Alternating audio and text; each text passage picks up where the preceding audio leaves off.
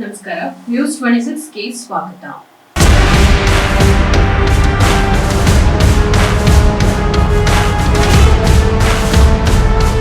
ಮಹಾಲಕ್ಷ್ಮಿ ಹಂತಕ ನೇಣಿಗೆ ಶರಣು, ಇಲ್ಲಿಗೆ ಕ್ಲೋಸ್ ಆಗಲ್ಲ, ಮುಂದಿದೆ ಟ್ವಿಸ್ಟ್. ಮಹಾಲಕ್ಷ್ಮಿ ಹಂತಕ ಮುಕ್ತಿ ರಂಜನ್ ಪ್ರತಾಪ್ ರಾಯ್ ಒಡಿಶಾದ ತನ್ನ ಸ್ವಗ್ರಾಮದಲ್ಲಿ ನೇಣಿಗೆ ಶರಣಾಗಿರುವುದು ಖಚಿತವಾಗಿದೆ. ಆದ್ರೆ ಈ ಕೇಸ್ ಇಲ್ಲಿಗೆ ಕ್ಲೋಸ್ ಆಗುತ್ತಾ? ಇಲ್ಲಿದೆ ವಿವರ.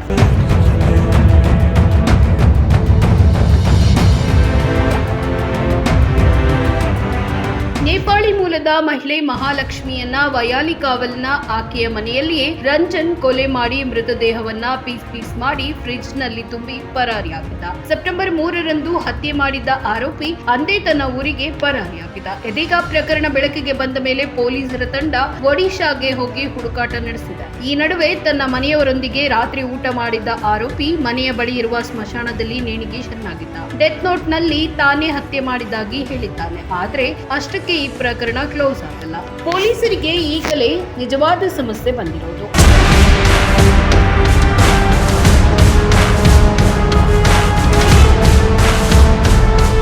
ಆರೋಪಿ ಬದುಕಿದ್ರೆ ಆತನ ಬಳಿಯಿಂದಲೇ ಸತ್ಯ ಬಾಯ್ಬಿಡಿಸಬಹುದಿತ್ತು. ಆದ್ರೆ ಈಗ ಆತನೂ ತೀರಿಕೊಂಡಿರುವುದರಿಂದ ಸಾಬೀತುಪಡಿಸುವುದೇ ಕಷ್ಟವಾಗ್ತಿದೆ. ಅಲ್ಲದೆ ಕೊಲೆಯಲ್ಲಿ ಇನ್ನೂ ಬೇರೆಯವರಿದ್ದಾರಾ ಎಂಬುದನ್ನ ಕಂಡುಹಿಡಿಯಬೇಕಾಗಿದೆ. ಹೀಗಾಗಿ ಆರೋಪಿ ಸಾವನ್ನಪ್ಪಿರುವುದರಿಂದ ಪೊಲೀಸರಿಗೆ ಹೊಸ ತಲೆನೋವು ಶುರುವಾಗ್ತಿದೆ.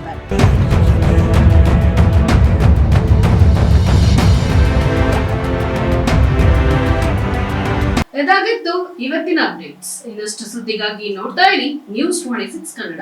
ನಾವು ನಿಮ್ಮೊಂದಿಗೆ.